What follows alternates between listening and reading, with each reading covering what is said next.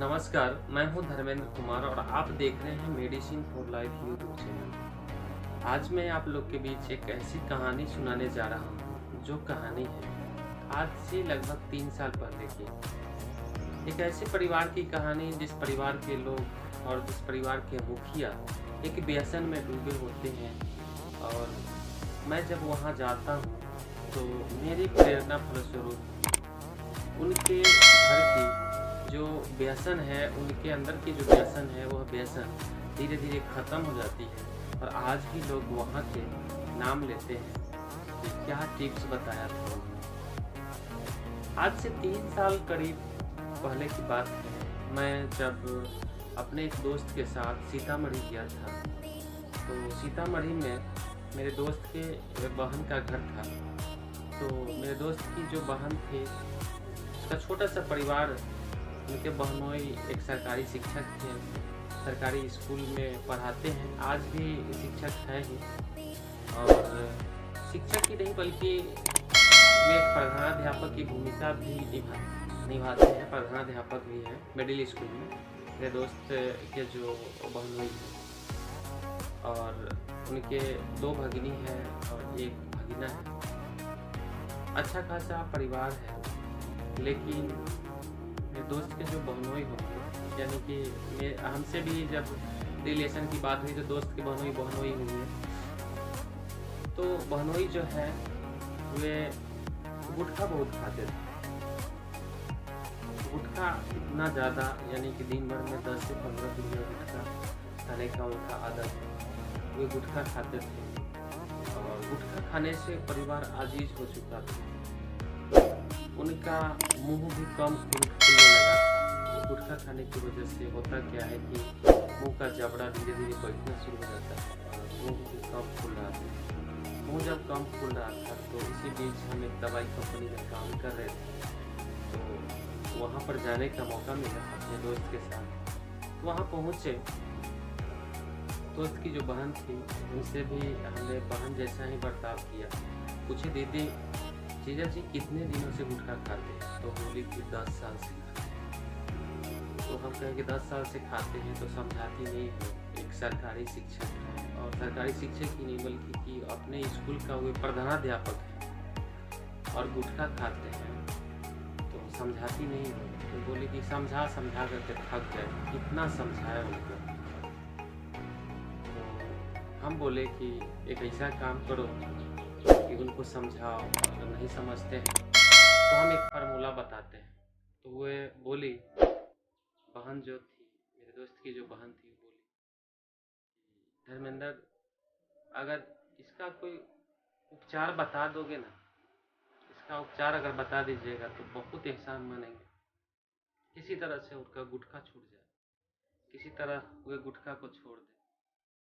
तो मैं बोला, देखो अभी कहाँ है? तो वे अभी स्कूल गए हुए हैं, स्कूल से आएंगे तभी आप लोगों से भी मुलाकात होगी।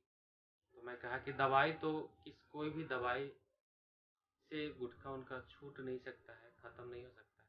तो गुटखा को छोड़ने के लिए उनको खुद को निर्णय लेना पड़ेगा, खुद को डिसीजन लेना पड़ेगा कि मैं कैसे छोड़ सकता हूँ। कहे कि बताओ, कोई टिप्स बताइए कि हाँ कैसे गुटखा छूटेगा। मैंने कहा कि ये बताओ दीदी, जीजा जी जो है अपने परिवार के लोगों की केयर करते हैं? तो बोले कि हाँ बिल्कुल करते हैं। अपने बच्चों से प्यार करते हैं? तो बोले कि हाँ बिल्कुल करते हैं। आप लोगों से मार धार झगड़ा झंझट तो नहीं करते हैं? तो नहीं, ये सब नहीं करते हैं बिल्कुल। आते हैं घर पर आते ही कपड़ा खोलते रहेंगे, गुटखा चबाते रहेंगे। कहे कि अच्छा ठीक है, एक काम करो, 10 गो गुटखा के पुड़िया मंगा लो फिर। तो बोली वो काहे? 10 गो गुटखा की पुड़िया हम काहे मंगा ले? तब कहे कि सुनो ना, हम जो टिप्स बताते हैं वैसा करो, 10 गो गुटखा की पुड़िया मंगा लो और रख लो। जब ये वो आए घर पर, जब ये घरे आए, आते ही गुटखा की पुड़िया फाड़ो, तुम भी अपने मुंह में रखो, और दोनों जो भगनी है मेरी, दोनों जो लड़की है उसके भी मुंह में रख दो, और जो लड़का है उसके भी मुंह में रख दो और सब आदमी गुटखा उनके सामने में खाना शुरू करो। इससे होगा क्या कि एक दिन खाने से तो मर नहीं जाओगी, इसलिए कि 10 साल से जीजा जी खा रहे हैं फिर भी कुछ नहीं हुआ, अभी उनका मुंह नहीं खुल रहा है कूड़ा से। तो तुम लोग भी खा करके देखो। जब ये तुम लोग खाओगी ना उनके सामने में, तब वे बोलेंगे तुम लोगों पर, कहेंगे कि एक तो हम खाते हैं, तू लोग काहे खाती हो। और जब ये खाएगी तो सब तो सिर चकराएगा, मत्था चक्कर देगा, उल्टी जैसा होगा, उल्टी होगा भी। उल्टी होगा तो उसके बाद वे जाएंगे डॉक्टर को बुला के लाएंगे, तो डॉक्टर साहब भी तो बोलेंगे। तो सब बोल रही थी कि सब कोई समझा करके उनको थक गया हुआ है, लेकिन वे मानते नहीं। हम कहे कि इतना करो ना, उसके बाद जब बोलेंगे तुम लोगों पर तो तुम लोग कहना, बच्चा सबको भी सिखा दो, तुम लोग कहना कि आप गुटखा खाते हैं और गुटखा का साइड इफेक्ट से जो प्रॉब्लम होता है ना, उस प्रॉब्लम में पूरी संपत्ति बेचने के बाद भी इसका इलाज नहीं हो पाता।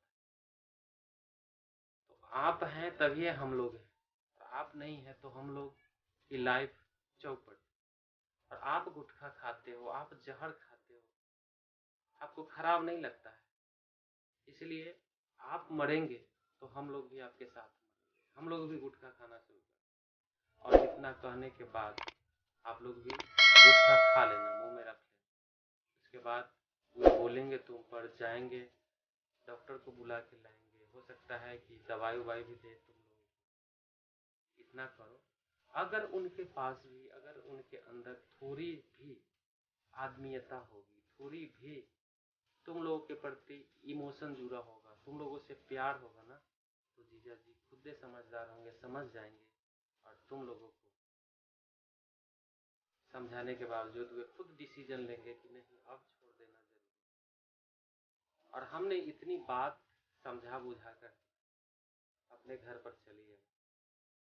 ठीक उसी तरह से शाम के समय 10 गो पुड़िया मंगा ली दीदी, यानी कि मेरे दोस्त की जो बहन थी। और शाम में जब जीजा आए तो ठीक उसी तरह से जीजा के आने के बाद वे कपड़ा खोलने के बाद बोलते हैं कि अरे पुड़िया लाओ तो पॉकेट से। तो दीदी पुड़िया उनको दी, और जो पुड़िया मंगा करके रखी हुई थी गुटखे की, पुड़िया लेकर के अपने खाई और बच्चा सबके मुंह में भी डाल दी। अब जीजा गुस्सा से आंख लाल पीला करते हुए बोले, एक हम खाते हैं, तुम लोग काहे खाती हो। दीदी बोली, सोचिए, आप जो गुटखा खाते हैं उस गुटखा के साइड इफेक्ट से बहुत सारी परेशानियां, और उस परेशानी से जो बीमारियां होती है वह बीमारी जल्दी ठीक नहीं होती, और ठीक नहीं होता है।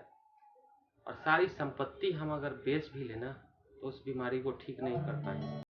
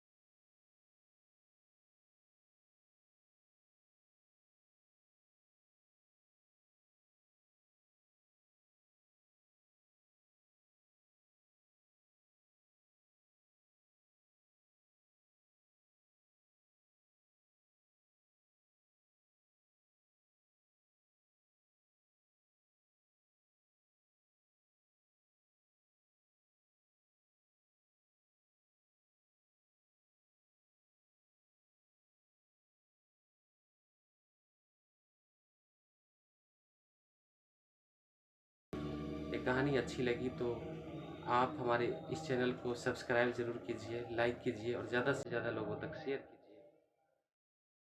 गुटखा एक परिवार को छुड़ाने के बाद हमें ऐसा लग रहा है कि मैंने उस परिवार के लिए बहुत बड़ा काम, लेकिन मैंने काम नहीं किया, बल्कि जीजा ने समझा कि गुटखा से नुकसान होता है। अब मैं नहीं संभला तो मेरा परिवार बर्बाद हो सकता है कोई कहानी किसी की ज़िंदगी को बदल दे। और आज भी वो परिवार के लोग मेरा नाम लेते नहीं थकते हैं कि धर्मेंद्र जी के बदौलत आज इनका गुटखा छूट गया, यानी कि जीजा जी का गुटखा छूट गया। तो सोच करके देखिए, एक गुटखे की कीमत 5 रुपये और 10 गुटखे यानी कि 50 रुपये की गुटखा रोज एक महीने में कुल मिलाकर के 1500 रुपया का गुटखा, साल में 18,000 का गुटखा और 10 साल यानी कि 1,80,000 का गुटखा एक व्यक्ति 10 साल में खा गए। और मिला क्या? तो गुटखा आपको कैंसर दे सकता है, कैंसर जैसी भयानक बीमारियां दे सकता है। इसलिए अवॉइड कीजिए गुटखा को। गुटखा में होता है निकोटीन, और निकोटीन जो है ना, हमारे माइंड के डोपामिन को बढ़ा देता है। और जब डोपामिन बढ़ता है तो हमें अच्छा फीलिंग होता है, मन में खुशी होती है, लेकिन हो जाती है एक हैबिट। और इस हैबिट के बदौलत हम रोज़ रोज़ इसे लेना शुरू करते हैं, और रोज़ रोज़ जब लेते हैं तो यह आदत, उसमें जो मौजूद कैफीन होता है, उस कैफीन और निकोटीन की वजह से हमारे शरीर में कैंसर जैसी भयानक बीमारियां हो सकती हैं। इसलिए गुटखा को अवॉइड कीजिए और हमारे चैनल पर बने रहिए।